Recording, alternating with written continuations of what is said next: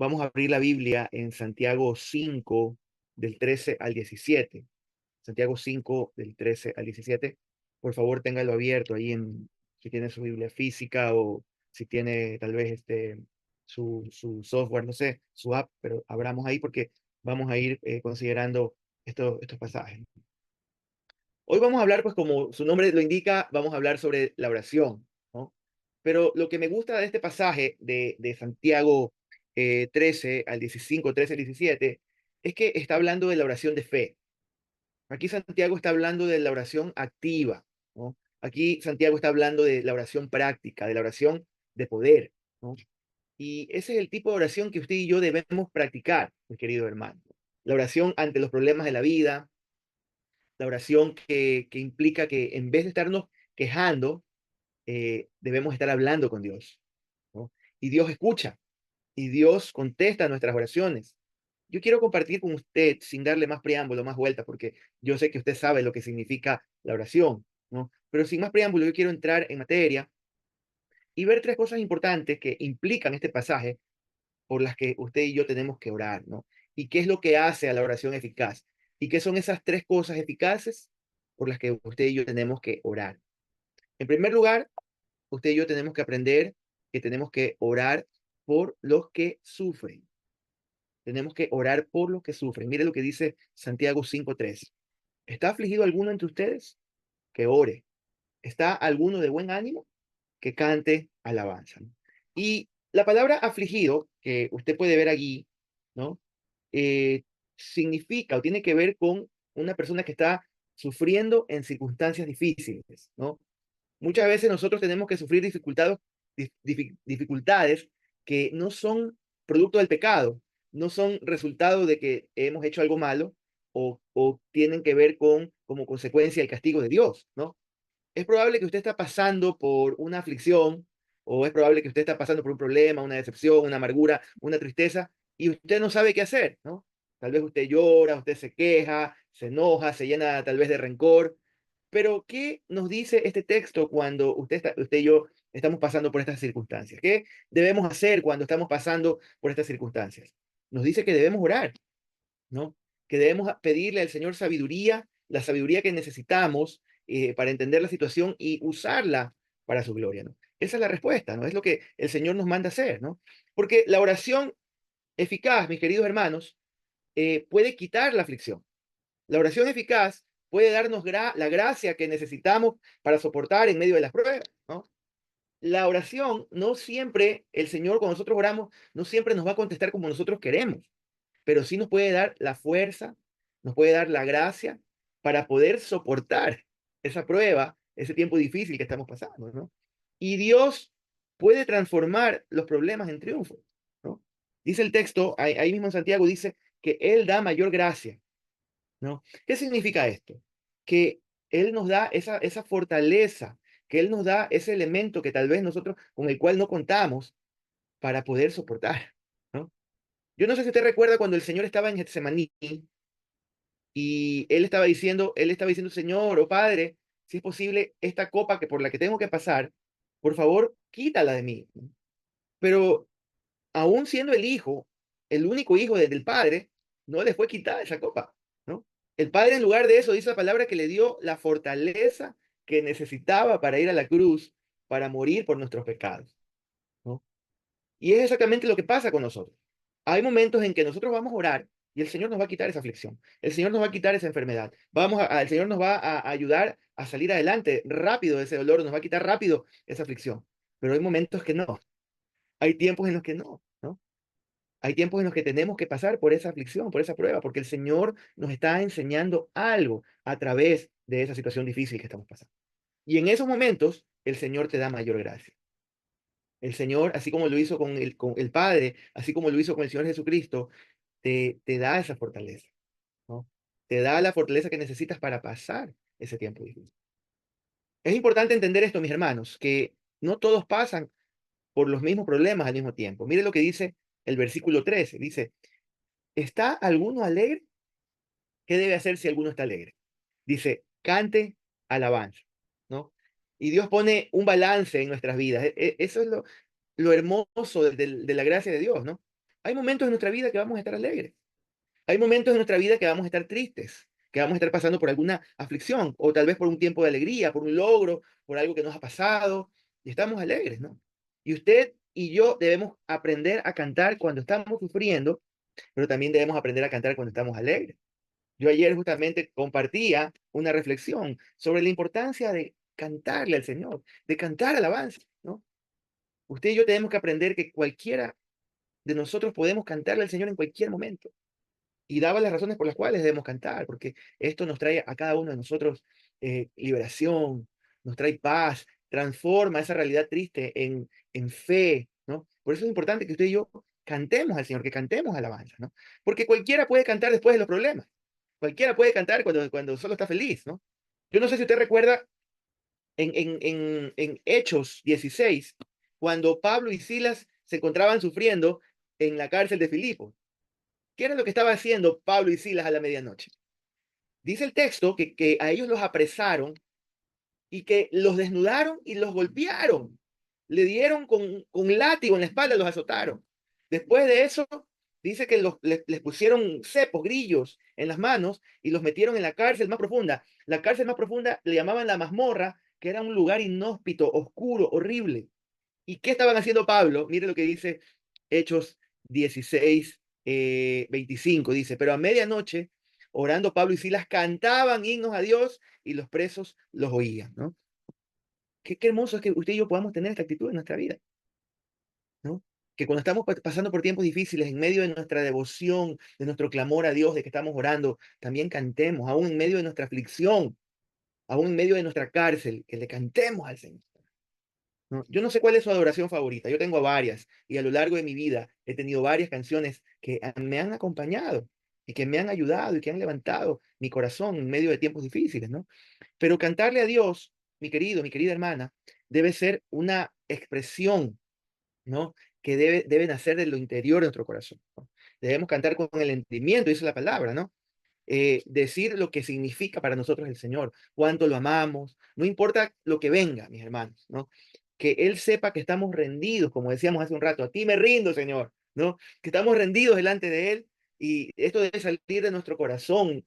Decimos a veces, y es un texto bíblico, de la abundancia del corazón habla la boca. Cuando en tu corazón abunda la gratitud al Señor.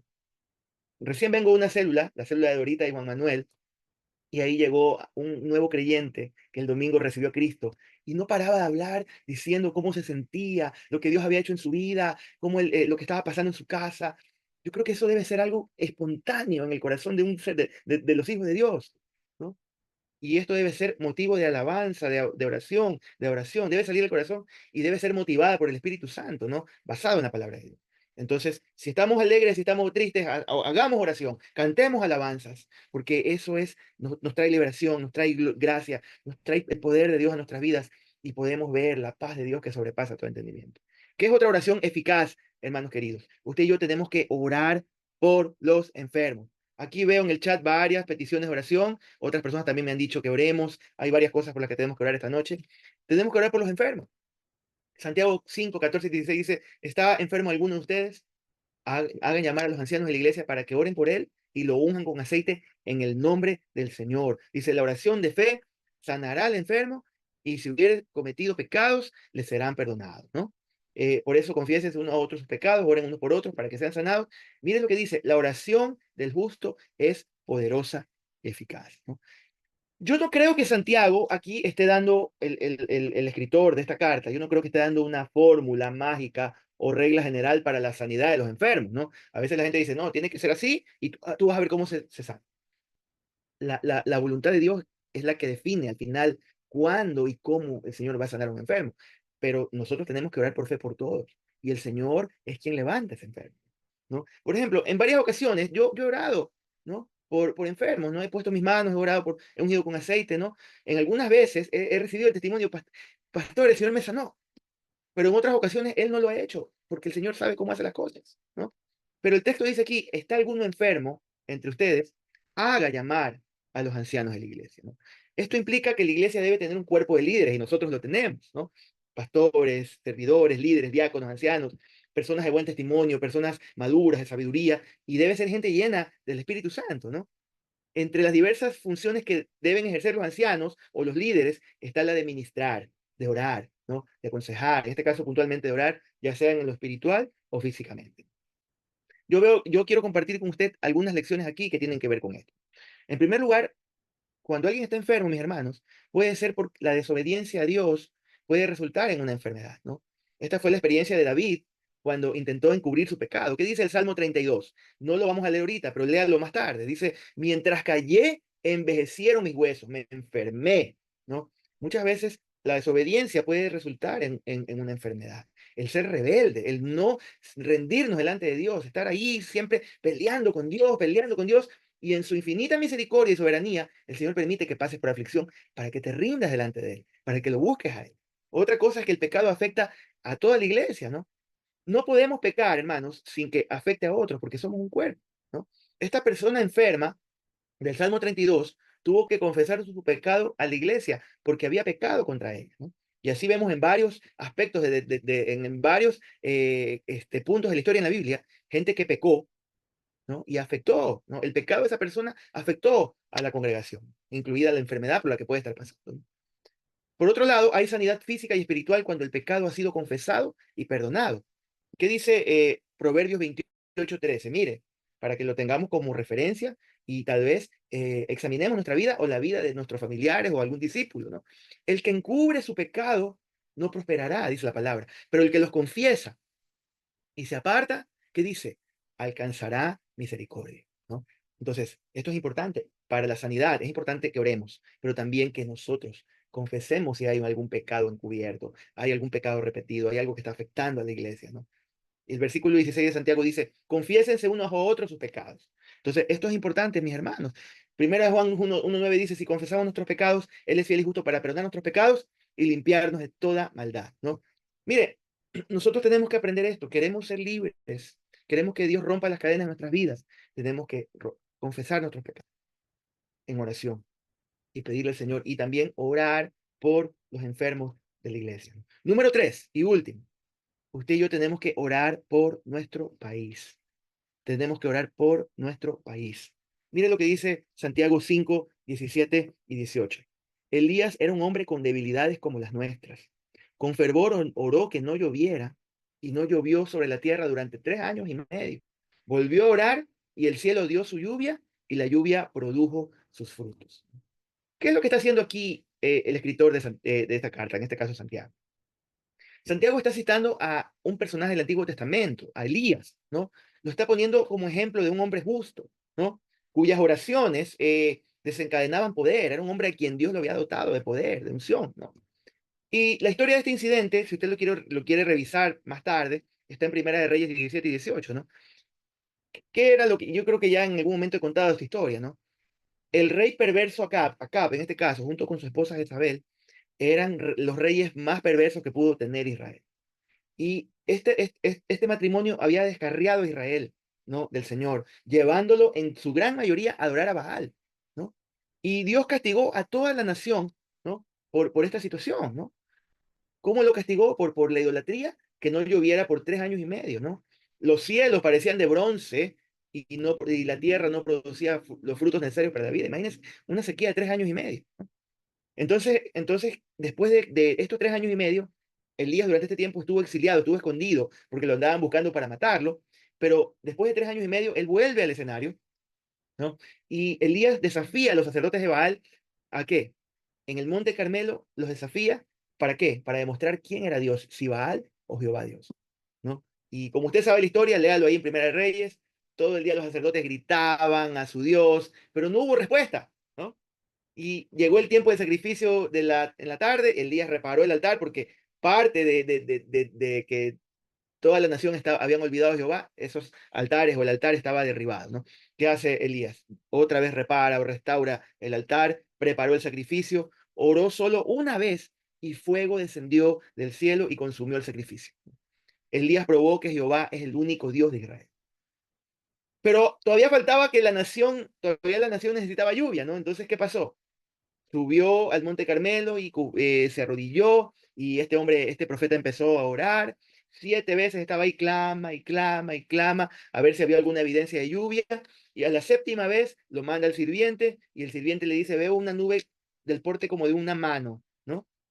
Y en ese momento Elías dijo, corre y avisa que viene lluvia, ¿no?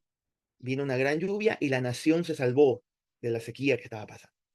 Nosotros, nosotros, la nación en general, el Ecuador, recordemos, estamos cerca del tiempo de elecciones. Estamos pasando por un tiempo de tanta crisis, tantos años con toda esta crisis, ¿no? Toda esta inseguridad, toda esta situación, toda la idolatría, todo lo que estamos pasando. No es casualidad la sequía que vivimos, toda la violencia que está pasando, toda la tierra, cuánta sangre se derrama en la tierra de tanta violencia, ¿no? Entonces nosotros como nación necesitamos lluvias de bendiciones en estos días, ¿no?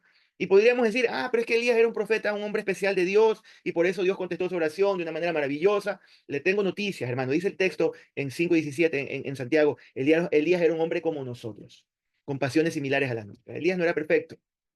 Después de su victoria en el Monte Carmelo, ¿sabes lo que pasó?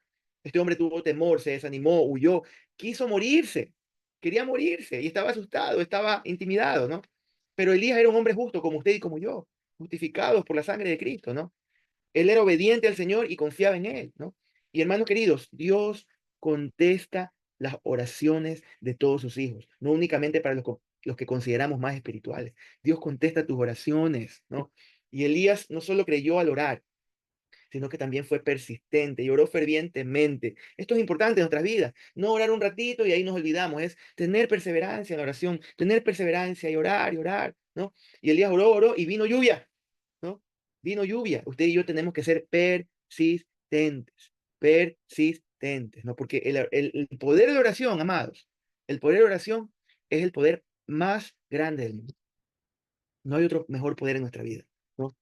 Que usted y yo oremos con persistencia, que usted y yo creamos, que usted y yo perseveremos, ¿no? A veces tenemos oraciones tan aguachentas que medio oramos y ya después ya nos olvidamos.